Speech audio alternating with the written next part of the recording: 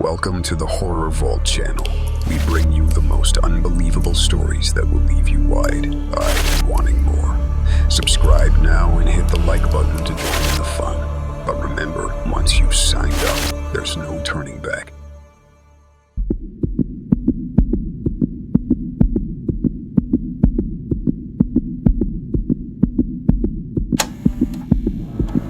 During my college years, I was employed at a store called Shop Zone. This particular store operated 24 hours a day, which meant that some unlucky people were always assigned to work the night shift. Although I was 20 years old and a college student, I believed that my boss would never put me on the night shift. However, it seemed that when he noticed my availability on Mondays and Wednesdays, he saw an opportunity to occasionally assign me to the night shift. One day I checked the schedule and discovered that I was supposed to work from midnight to 8 a.m. on a Tuesday night. This made me feel sick, so I approached my supervisor and asked why I was on the night shift. He simply told me that as I was over 18, I didn't really have a choice.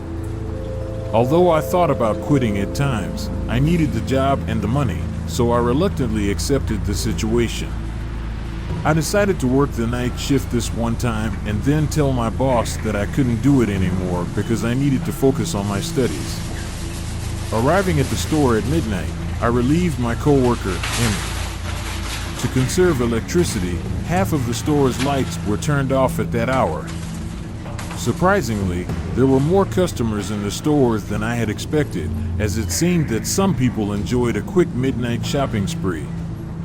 After 1 a.m., however, the store became increasingly quiet, with only about 3 customers in the entire hour.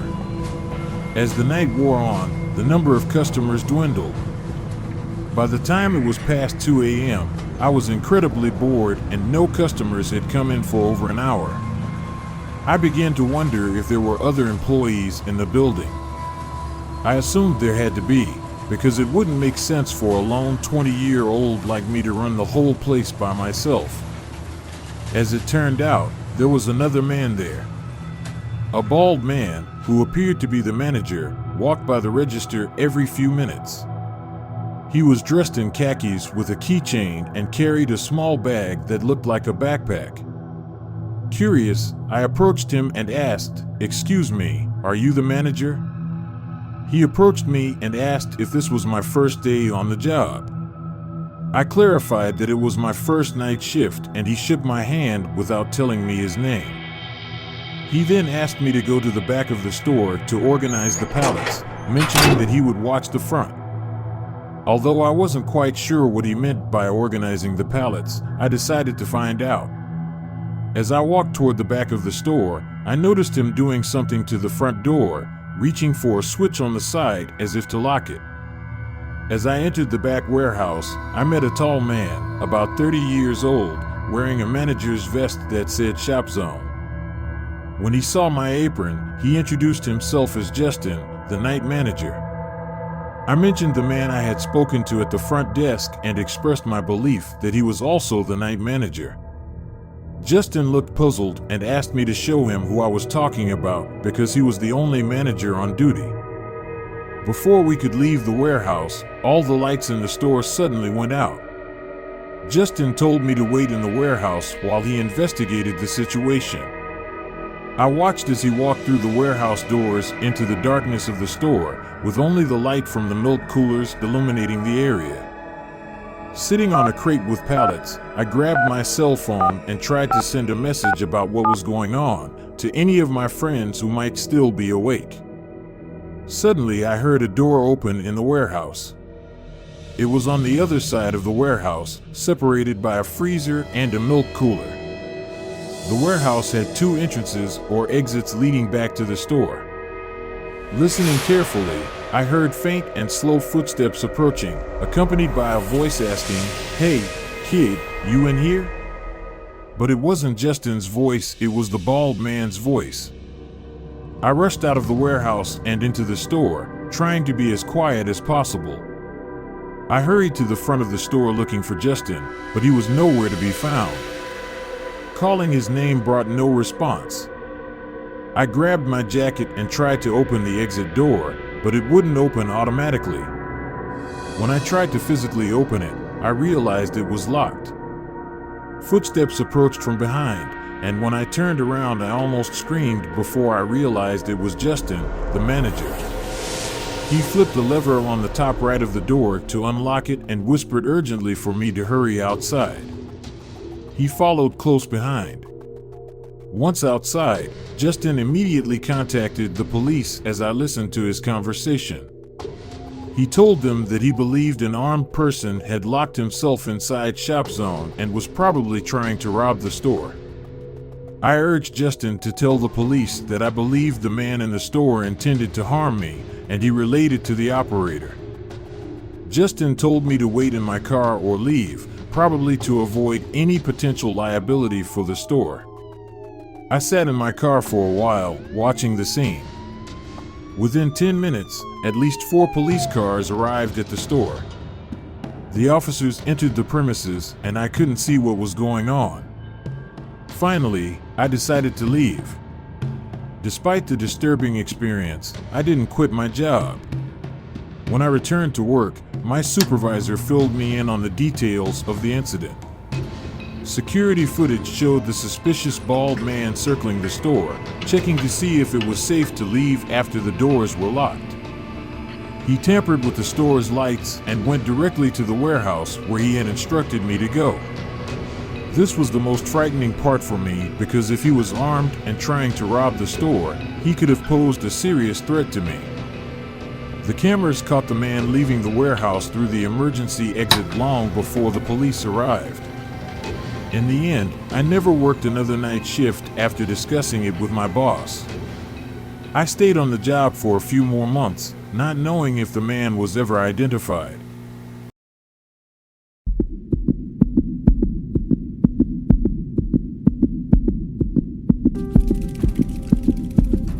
I am a mother of 3 children, so our grocery bills are pretty high. My husband works for a technology company, and I am currently at home raising our children, who are 10, 7, and 3. I go grocery shopping at least twice a week, and I usually go to the supermarket near our house. The supermarket was closing at 10 p.m., and it was clearly past 9, so I hurried to the store with my flyers and coupons. The kids were complaining about the lack of food in the house, so I had to make a quick run to the store. Most days I had to take my 3-year-old daughter Lucy shopping with me. But since it was late and my husband was home from work at that time, I was able to go shopping alone, which I consider a luxury. I arrived at the supermarket, which was pretty empty at that hour as it was about to close. I grabbed a cart and quickly started making my rounds through the aisles, grabbing everything on my list and whatever was on sale. I was in the cereal aisle when I felt a tap on my shoulder that startled me. I turned around and saw a very tan man, about my height, wearing a baseball cap, a black t-shirt, a red zippered hoodie, and jeans. He laughed and apologized for startling me, and said he'd been looking everywhere for a particular bag of chips that was in my cart and asked where I'd found it.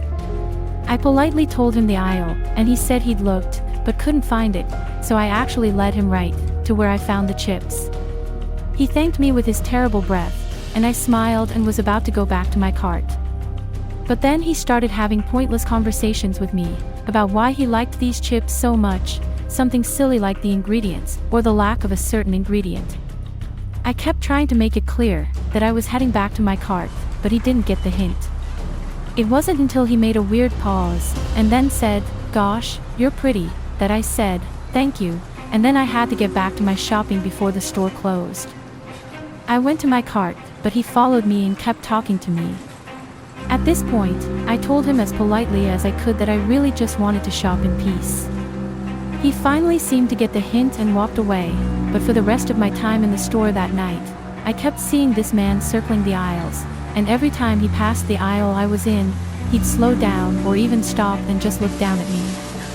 I became increasingly uncomfortable and hurried through my shopping. When I was finally done, I went to the checkout, and as I was emptying my cart, here comes this guy in a red hoodie with 2 or 3 items, and he is waiting in line right behind me. He doesn't say a word, but I could feel his gaze even through the back of my head. I finished checking out, pushed my cart away, and the man shouted, "Have a good night, ma'am," and I ignored him. As I was unloading my car, I noticed the guy in the red hoodie in the parking lot looking at me as he walked to his car. He got into a junky-looking Honda that must have been about 30 years old. He didn't start the car though, he just got in.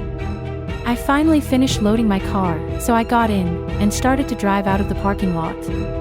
I looked in my rearview mirror a few times and didn't see any headlights behind me, so I felt safe driving home. It wasn't until I pulled into the driveway, and looked to my left down the street, that I noticed a car with its headlights off, driving slowly down the street, approaching our house. It stopped at the curb a couple of houses down. It looked like the Honda from the parking lot.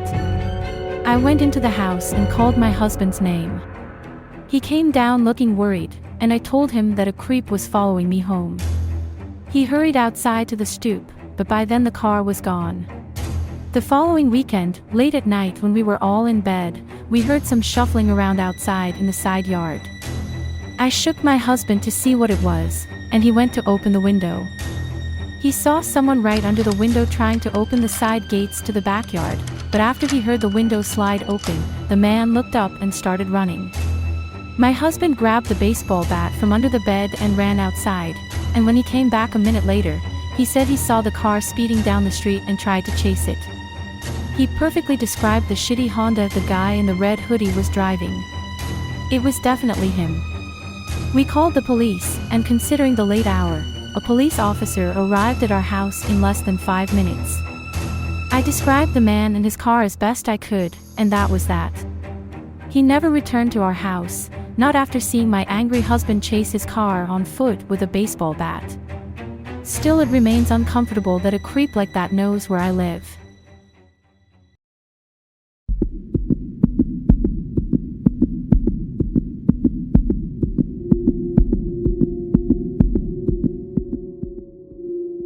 I used to work as a night stock clerk in a supermarket in a somewhat rural town. The store was called Welcome to America. It was the biggest and best supermarket in the area. My shift would start as soon as the store closed at 10 p.m. I'd work from 10 p.m. until 3 a.m. at the latest, restocking the shelves and getting everything organized for the next day's work. Of course, I had the keys to the store for after hours. It would be a team of 2, me and one other, either Larry Fletcher or David.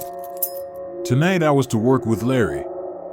I arrived at the store and let myself into the back where all the inventory that had yet to be stocked was for us. I started my work by using the pallet jack to move a whole pallet of boxes out onto the sales floor. I started with the bread and nut aisle, rotating the older loaves to the front and the newer loaves to the back. Halfway through I realized I hadn't seen Larry yet. I went to the back of the store where the inventory is, where we leave our things. He wasn't back there yet. I left the back door cracked open with a doorstop in case he showed up, so I went back to work for another half hour. Still no sign of Larry. I went to the back of the store. He wasn't there, but I noticed that the back door was closed. I figured that meant Larry was in there somewhere. I went to open the back door and saw that the door stopper was outside, which I thought was strange that he would kick it outside instead of bringing it in. I called Larry's name and it echoed through the room. He didn't answer, so I decided to call him. He picked up, sounded like he was in bed, and I asked him if he was at work. He said he wasn't coming in tonight because he was sick. Suddenly I got goosebumps. I told him someone had kicked the door latch off, and he said it could have just come loose. No one else was due to work that night. I told him to get well and we hung up. I wasn't sure if I was convinced that the doorstop had come loose by itself because I kicked it under the door quite hard. I took a quick look around to make sure nobody was in the back of the shop, and when I didn't see anyone, I went back to work. Despite feeling a slight sense of unease all the time, I was stocking the rest of the bread when I heard a loud noise echoing from across the shopping floor. Okay, there had to be someone in here. I got up from my knees and walked to the middle aisle that crossed all the other aisles. I looked straight down the aisle and stood there for a hot second. All the way on the other side of the store, in the dairy aisle, a man dressed in black walked past the middle aisle and looked down in my direction. I felt my heart drop. I had to think logically that maybe it was someone else filling in for Larry's shift that our boss hadn't told me about. I started walking down the center aisle at a fast pace, shouting, "Excuse me." I looked left at every aisle I passed because he was walking down one of them towards the front of the store. He was waiting at the end of the aisle, facing me. When he saw me, he walked out of sight in the direction I had just come from. I shouted, "Excuse me," again and started running down the aisle to catch up with him. I hadn't got a good look at his face yet. When I got to the front of the aisle by the tills, I looked in the direction he was going and saw him all the way at the end of the bread aisle. Half of his body was hidden behind the shelf. His mouth was open and he started waving at me, but he didn't say anything. His face scared me. I tried to talk to him again and said, "Who are you?" And he disappeared behind the bookshelf. I wasn't being paid enough. I went outside and sat in my car and called my boss. He picked up and I told him there was some random freak running around the shop. He told me to get him out if I could or call the police to get him out. I was not going to try to physically remove the crazy person from the store, so I called 911. I waited in my car until a police car arrived. I greeted the officer and asked him to follow me inside. We walked around the store looking for the man, and we saw him again in one of the aisles, standing there creepily, again as if playing a game. When the policeman ordered him to come here, he actually listened. He was handcuffed and he was the strangest man I'd ever seen. He kept smiling and looking at me and licking his lips. He had huge bags under his eyes. The only words he spoke were when he replied to the policeman that he was looking for a snack. I didn't like the way he looked at me as the policeman led him back outside to his car.